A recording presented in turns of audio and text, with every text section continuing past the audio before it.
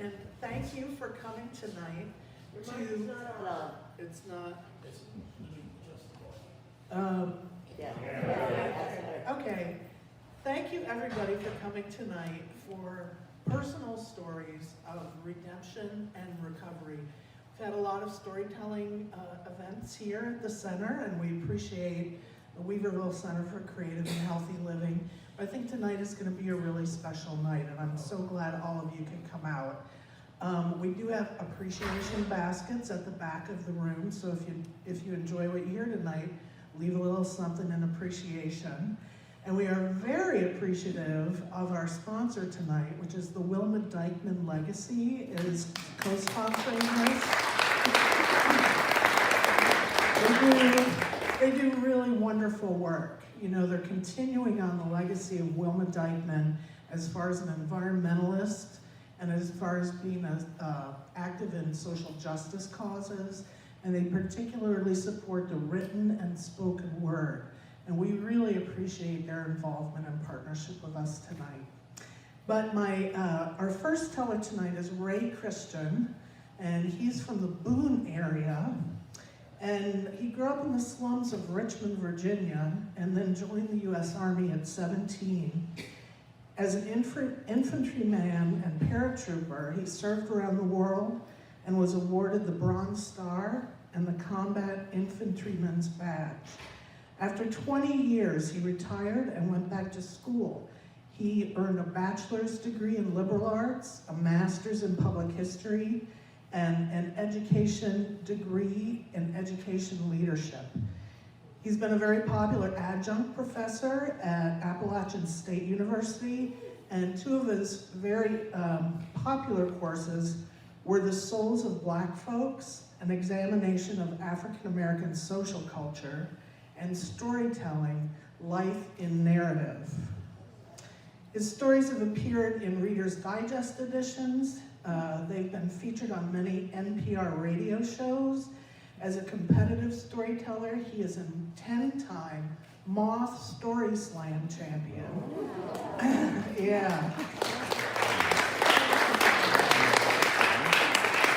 He won the National Storytelling Festival Story Slam in 2016, and he was on stage in 2022 as a featured teller at the National Storytelling Festival. He's currently a producer and host of a podcast called What's Ray Saying? And he uses history, storytelling, and commentary to provide a unique perspective on the African American cultural experience. He's been called a storyteller's storyteller, and he's distinguished not only for his exceptional accomplishments as a performer and spoken word performer, but also for his training and experience as an educator and a motivator. So please welcome Ray Christian tonight.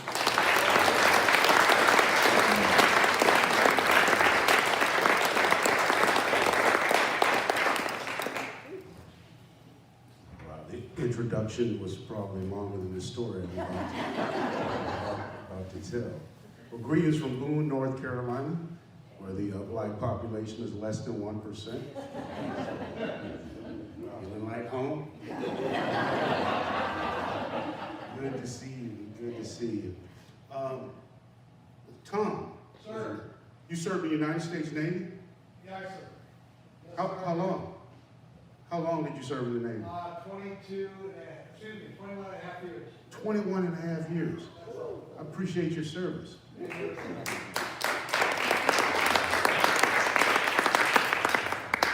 Of course, I was in the Army. The best Go part. ahead, be Army. So now I'm gonna have to tell people about a very little known fact. You know, we only accept people in the Army with cool names. You go to an Army recruiter and you got a name like Cletus or Aloysius or Tom. They'll reject you, send you right down to the Navy recruiter. You didn't know, only, beautiful women and guys with cool names can get in the Army. You just probably didn't know that, but just thought I'd let you know. This night, this particular theme, deals with redemption and mental illness and recovery. And I would just tell you before I get started and before the other storytellers come on stage that, you know, a broken computer can't really analyze itself. So when you're telling stories, when you hear stories and there's an element of mental illness or depression or things like that, you know, you just have to take them from the perspective in which they're presented to you. With that in mind, I'll tell you a little bit something about myself.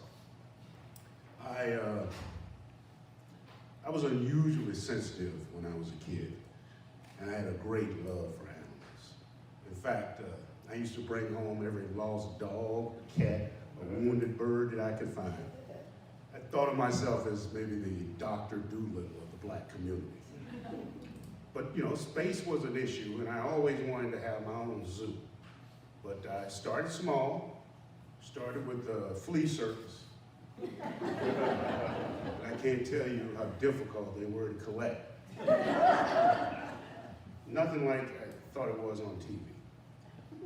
Later on, I moved up to, I ordered some sea monkeys. They didn't look anything like they did on the comic book back in that comic book. They had no houses, no leather skin, didn't talk, smile, or nothing.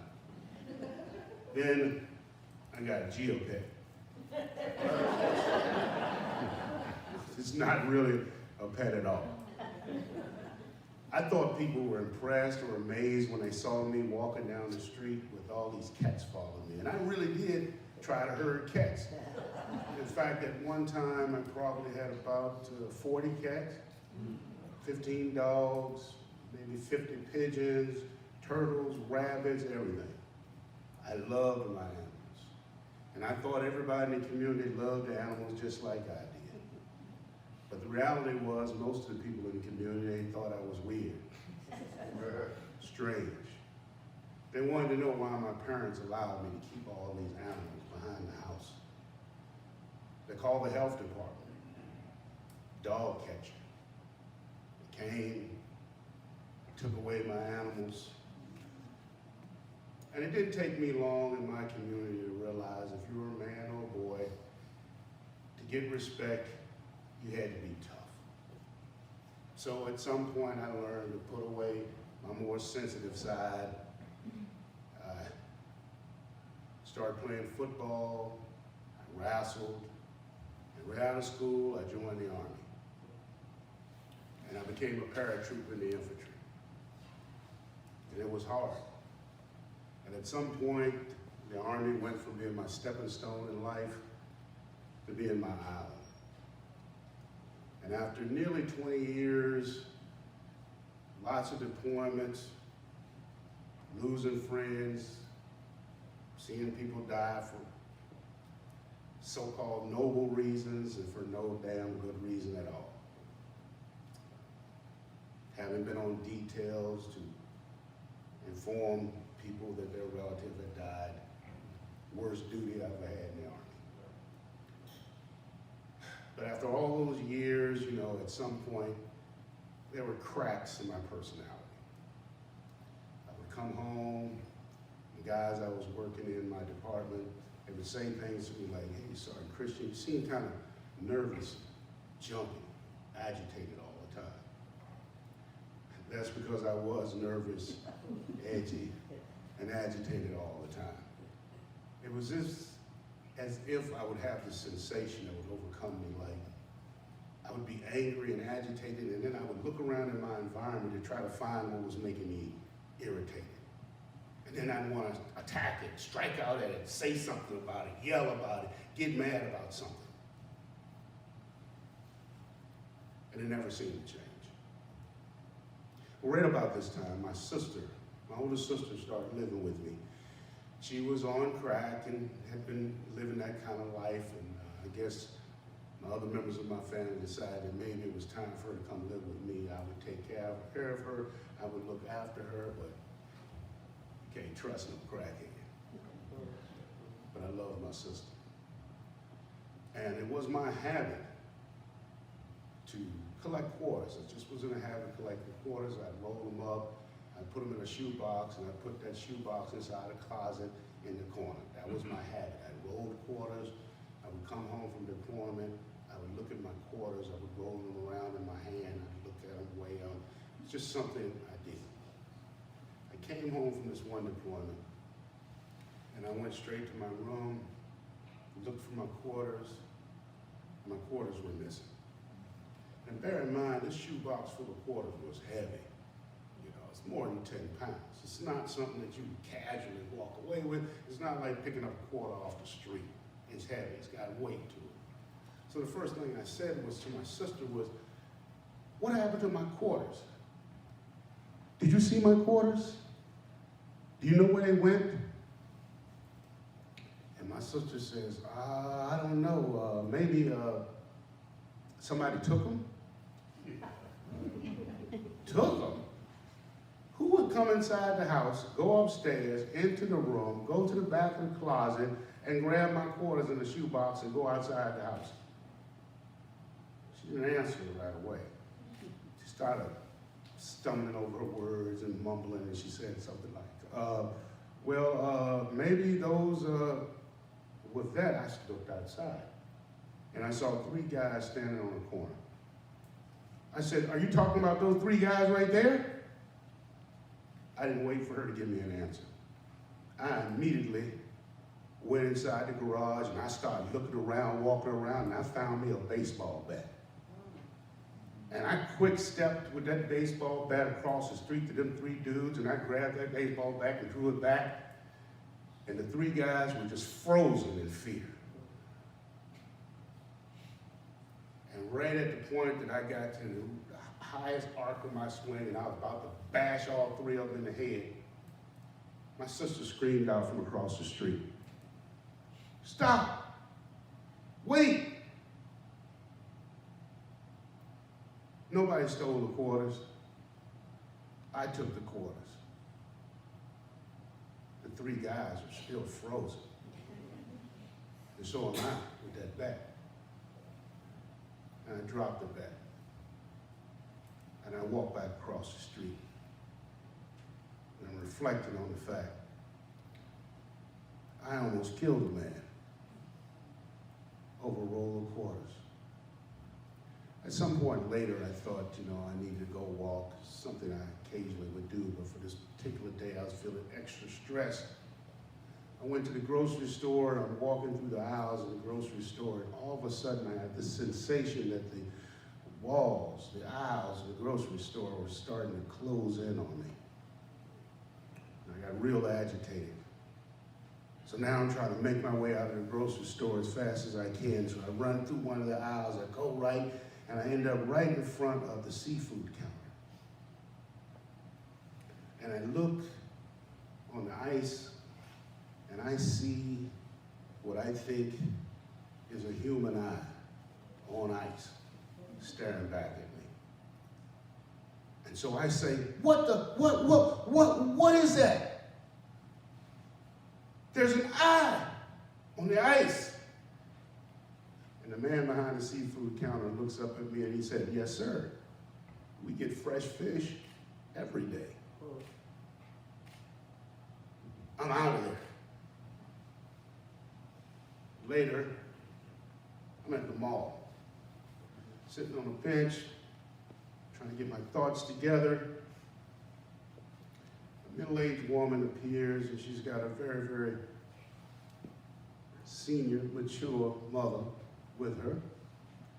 And she's walking very slowly, and she's frail.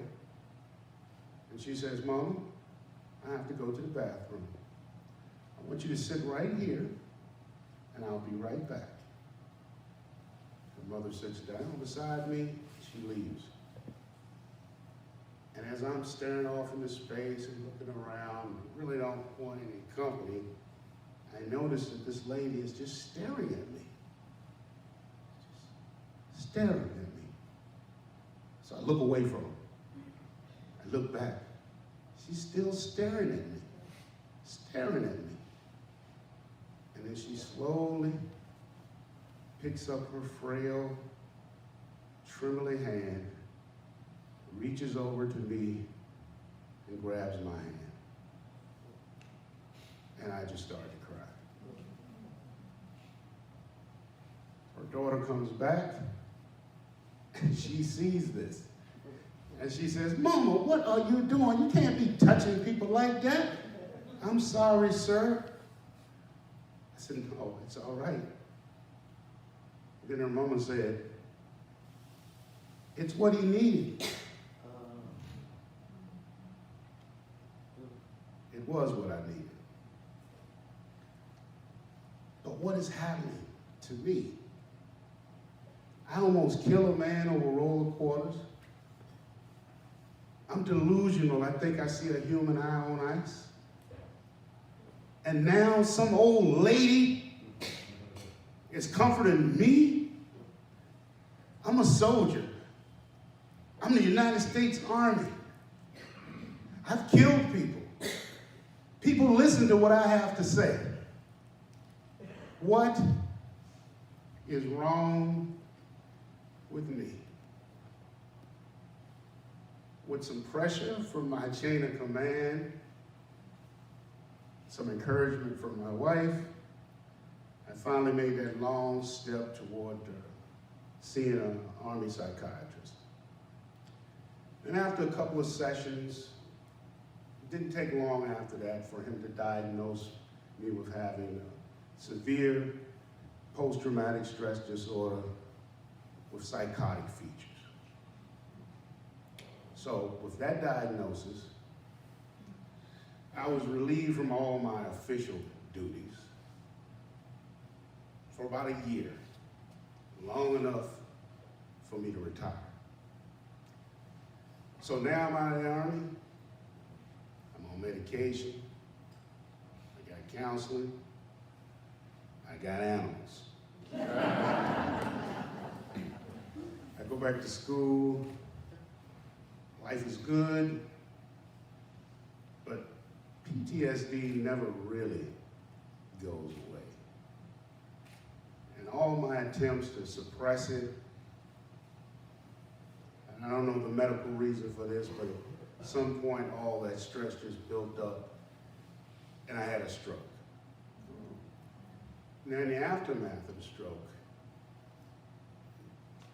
the only really obvious thing to people was the fact that my left arm, leg was weak, and they don't move very well. And I do a really good job right now pretending that my arm is not that way, but it is. It's really weak, limp.